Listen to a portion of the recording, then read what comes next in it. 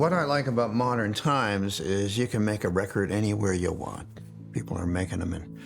I've heard somebody made a record in a bathroom in an airplane, and you can make it in an airplane hangar. You can make a record anywhere you want. And so that's what's exciting about where recording has gotten to. And I've been on that path since I was a kid because I always liked unusual locations. Back where I grew up as a young recordist in Hamilton, Ontario, there was the old library had relocated. They relocated the books, they kept the old building, and the old building sat empty for a few years, and I knew some folks at City Hall, and they gave me the key to the old library, and it was a beautiful, architecturally significant building from the turn of the century.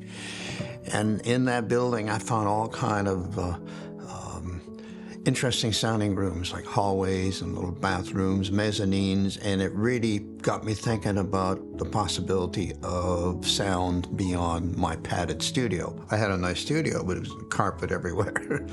I got tired of my own studio, and I wanted to broaden my scope and see what else buildings and edifices had to offer sonically. And so that was the beginning of my exploration with rooms. When I first went to work in Europe, I had gotten a head start because the folks I was working with in Europe wanted to record out of the padded studio. They wanted to be in a castle, in a Sling Castle, it's called. A very beautiful place, as you can imagine, cavernous, and I'd gotten lucky for me, I had experience under my belt with cavernous rooms from the library back home in Hamilton. They gave me the keys to the old library. I investigated all the hallways and the bathrooms and the mezzanines, and I found new ways of making sounds. Let the room be part of the sound. Let the location be part of the inspiration. And I never looked back. I was always interested and curious about other ways of doing things. I love conventional studios, don't get me wrong. You know, I love working at the Village here in Los Angeles. I worked at the Power Station in New York, and countless great studios.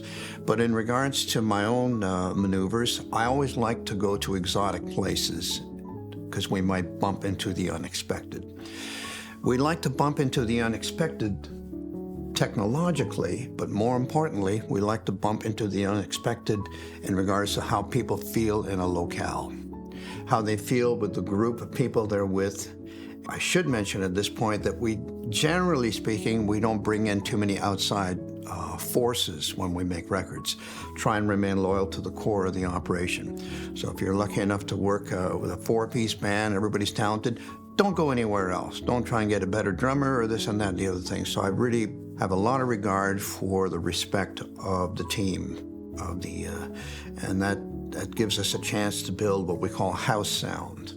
House sound is a sound that belongs to the record that you're working on. It's not a sound you invented for somebody else. And how does that happen? It may happen by paying attention to the fact that the drummer is great on the hi-hat. If he's great on the hi-hat, what else can we hit with that greatness other than a hi-hat? Maybe a timbali, maybe a tom-tom, maybe a conga, maybe a this, rattle on a window. So to look around and understand that there is expertise in the room, and how can we maximize the gift that these people have and how they've developed their thing. We have respect for tradition, of course, and that's why we have a regard for microphones, because what is the chain of events? Yes, you have a singer. What's that singer's voice like? What microphone might be a nice complement to that voice? Because the same mic won't work so well for everybody.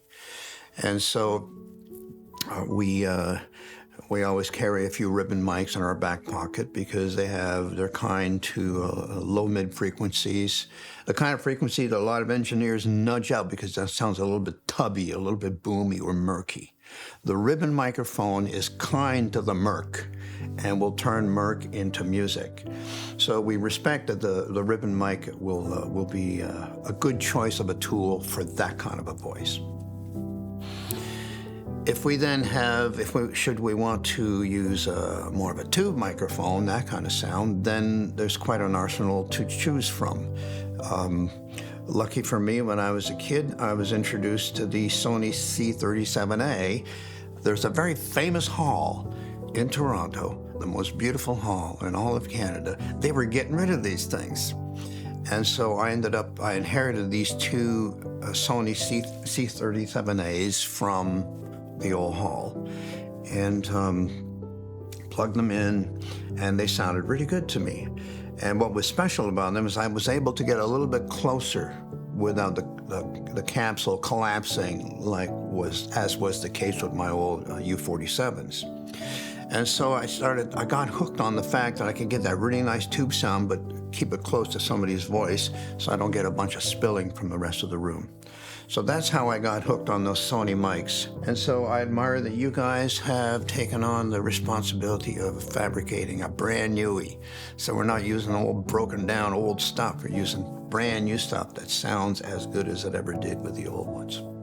This dirty little dog will sniff its way all the way to the hit parade.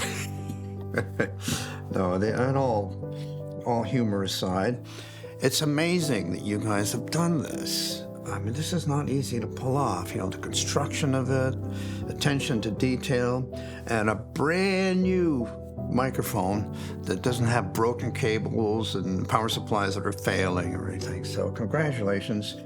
We've been using them so far, mostly on drums. And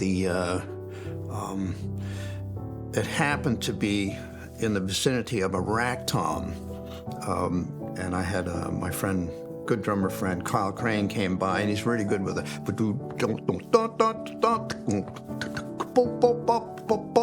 The kind of accent, almost a Cuban feel on the rack tom. And this mic, boom, it just exploded every time he hit the tom. So we got hooked on it on the drums. That's why I asked for a second one. So I can keep this one where it is, and I put one on the floor tom. So don't forget to send me my second one. What are we doing here, you know? But if I tell the truth, there was a little bit of humor at Mojave. They sent me a box of my favorite cereal, Captain Crunch. And I was eating my Captain Crunch. I said, these guys are so great, they sent me a Captain Crunch. And then right at the bottom of the box, there was the Mojave mic in there, and I've been using it ever since. So we thank you guys for your humor, but more importantly, taking this on and making a fabulous new construction based on a classic that I love. And so more power to you rockers, and let's see if we can get make a few masterpieces with the help of a Mojave. It took us to a lot of testing because I have a few of the original C-37As here. And so we plugged them in with the view of making a comparison to the Mojave. And as I was trying out my old C-37As, I realized that they all sounded different. So I didn't know what to compare the Mojave to. And they're all a little bit different. That's just the way it is with microphones, you know. But what the Mojave had, it had a very full-bodied, beautiful bottom, bass, low mids, and mid-range sound, rock solid, and then a silky top, which is always a nice touch because then you don't have to whomp up the EQ to get some top out of the mic. So it has that presence built in. So I don't know how you guys did it, but I'm not going to give away the recipe or the secrets or anything, but for anyone who's interested, nice full-bodied with a silky top. How good does it get?